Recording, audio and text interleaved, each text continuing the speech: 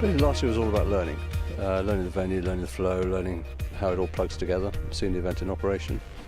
Done quite a lot of earthworks for this time. Again, we're working backwards from the Europeans really, trying to lay the foundations. So all roads are quietly heading towards 2019. I'm pleased with what we've done. Tried to open it up a little bit more for spectators without destroying the flow and the feel of the place. Actually, there aren't that many natural features here, as everybody knows. It's pretty flat. And so, what we do use is what we're very excited to use. And one of the challenges here is actually getting an 11-minute course with a flow and a feel, because the site is actually quite compact, which is great for spectators because they can see an awful lot without having to walk very far. But in terms of actually getting the distance required is quite tricky. The first water fence, the Land Rover water, which is jumped twice, I've taken away all the mounds that were around the outside of it. Firstly, it opens up the visibility of it, but also it gives the opportunity to do slightly different things. And I think the mounds have been there a while, and they've been used in all sorts of directions, done their thing.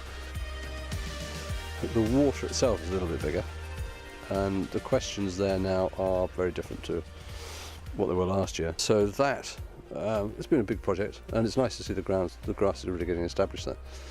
We then go into the corner of that field where there's a hole that's been dug and 2 mounds that were put there.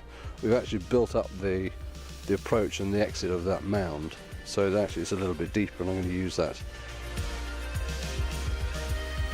Then we get round actually the last water, the DHL water. Changed that, reshaped that, got rid of the island out of the middle. I think it had done its time, plus the fact the footing was getting a little bit soft and soggy on it. I wanted to give it a different look. And I've terraced coming out, rather than so it's not just a ramp going out. You go up a bit of a step and there's a flat platform. It's been landscaped, so it's a bit of a shape, with a view that I can actually use it more effectively coming back the other way. I mean, one of the philosophies I was trying to adhere to is make the riders think. Those that are on form will get a benefit over those who are maybe having an off day.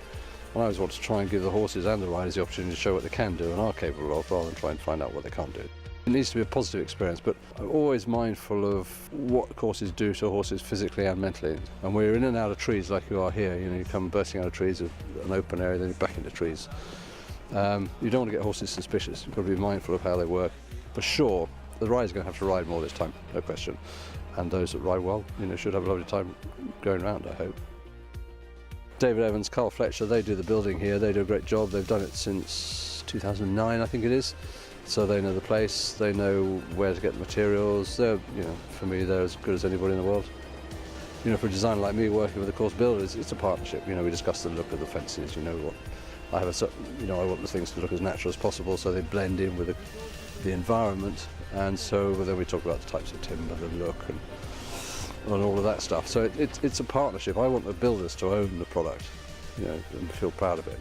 I work closely with the boys for decades, and they do a brilliant job. I mean, can't speak highly enough of them.